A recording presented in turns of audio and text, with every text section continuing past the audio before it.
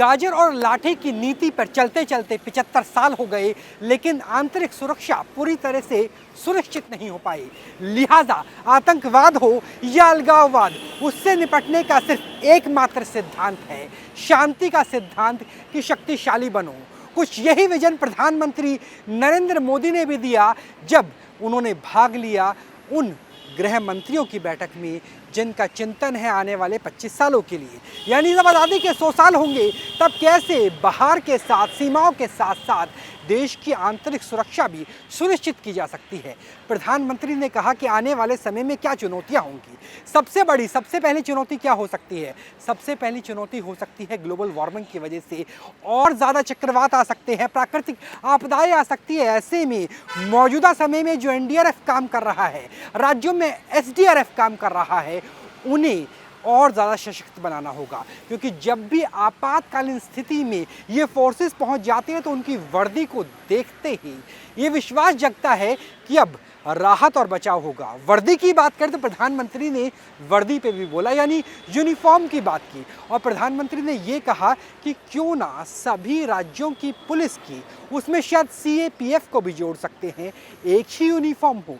एक यूनिफॉर्म से अगर किसी भी राज्य में कोई व्यक्ति होगा वो समझ जाएगा कि पुलिस आ गई है, यानी प्रशासन, शासन आ गया है, अब मेरी मदद हो जाएगी। इसमें एक रूपता लाने की ज़रूरत है, क्योंकि law and order, internal law and order राज्यों का विषय है, वो संवर्ती सूची में आता नहीं है। ऐसे में राज्यों को भी प्रतिभाग करना होगा। ये भी कहा गया कि भारत आने वाले समय में किस तरीके से टूरिज्म की एक मेजर डेस्टिनेशन बन सकता है। कोरोना खत्म हो चुका और ऐसे में बहुत से ऐसे देश हैं जो टूरिज्म के सहारे ही आगे बढ़ते हुए नजर आ रहे हैं। उसमें भारत शुमार तब होगा जब टूरिस्ट पुलिस की स्थापना की जाएगी। हालांकि दिल्ली, मुंबई समेत कई राज्यों में टूरिस्ट पुलिस है, लेकिन वो पुलिसिंग तब बेहतर होगी जब सभी राज्यों का एक तालमेल हो। कैसे? कई भाषाएं सीखी जाए, क्योंकि मान लीजिए अगर कोई गया में व्यक्ति आता है तो वो चीन से, जापान से, ताइवान से आ सकता है, कोरिया से आ सकता है, उन भाषाओं का ज्ञान है या नहीं है। अगर कोई व्यक्ति ताजमहल आता है तो अंग्रेज़ी के साथ साथ फ्रेंच, इटालियन और अलग अलग स्पेनिश भाषाओं का ज्ञान मिल सकता है या नहीं मिल सकता, इस पर चर्चा की गई। लेकिन सबसे अहम चर्चा किस पर हुई? सबसे अहम चर्चा की गई कि किस तरीके से हम इंटरनेट की चुनौतियों में, क्योंकि इंडस्ट्री 4.0 जिसमें 5G का एनरोलमेंट हो चुका है, वो एक बड़ी चुनौती है, क्योंकि वो ताकत है।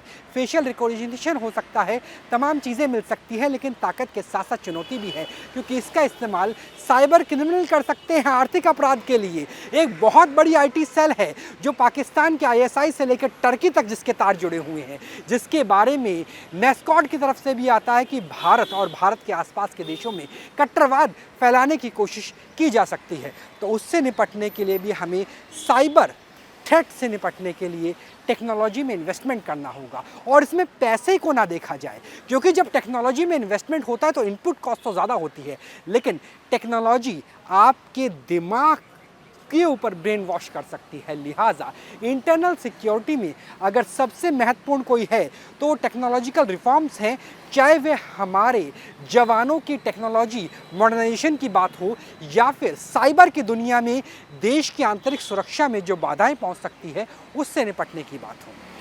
प्रधानमंत्री ने नक्सलवाद का जिक्र किया, माओवाद का जिक्र किया और कहा कि ये आतंक भी है और विचारधारा भी है।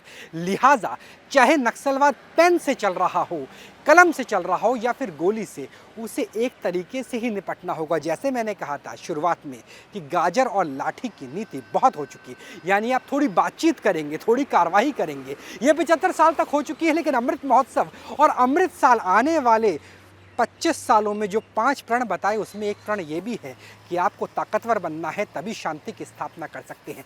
तकनीकी रूप से आधुनिक बनना है तभी शांति की स्थापना कर सकते हैं, क्योंकि देश के विभिन्न राज्यों में ड्रोन के जरिए हथियार भी पहुंचाए जा रहे हैं और नशीली वस्तुओं भी। और अगर इन सब को कंट्रोल कर पाए तभी जाकर के भारत की आंतरिक सुरक्षा आतंकवाद समेत तमाम समस्याओं के निजात के रूप में सामने आ सकती है। और यही प्रधानमंत्री नरेंद्र मोदी ने कहा कि राज्य और केंद्र को मिलकर के काम करना होगा। राज्यों में अगर कोई अच्छा काम हो रहा है, जैसे मान लीजिए उत्तर प्रदेश है, अगर यूपी की लॉ एंड ऑर्डर सिचुएशन पिछले 6 सालों में बेहतर हुई है, कई बार बुलडोजर बाबा कहा जाता है, कई बार सर्वे वाले योगी आदित्यनाथ कहा जाता है, क्या उसका फॉलो कोई दूसरे राज्य के द्वारा उठाया जा सकता है? अगर एंटी ड्रोन टेक्नोलॉजी पंजाब में विकसित होती है तो क्या उसका फॉलोअप गुजरात समेत जम्मू कश्मीर में जो सीमावर्ती क्षेत्र है वहाँ पर किया जा सकता है? और कैसे एक रूपता आ सकती है? क्योंकि जब तक एक देश के रूप में हम विकसित नहीं करते अपनी आंतरिक सुरक्षा को, तब तक अपराध पे अंकुश लगाना बहुत मुश्किल हो जाएगा। क्योंकि वो दौर अब जा चुका है जहां अपराध एक क्षेत्रीय, एक स्थानीय समस्या हुआ करती थी। अब राज्य नहीं, देश से भी बड़े ग्लोबल हो चुके हैं आतंकवादी, और ऐसे आतंक पे नकेल लगाने के लिए सम्मिलित प्रयास करना होगा। और इसी प्रयास के बाद भारत की आंतरिक सुरक्षा उसी तरीके से अभेद हो पाएगी जिस तरह हमारी सीमाएं बन चुकी हैं। जर्नलिस्ट मुकेश कुमार के साथ राहुल डबास, न्यूज़ नेशन, दिल्ली।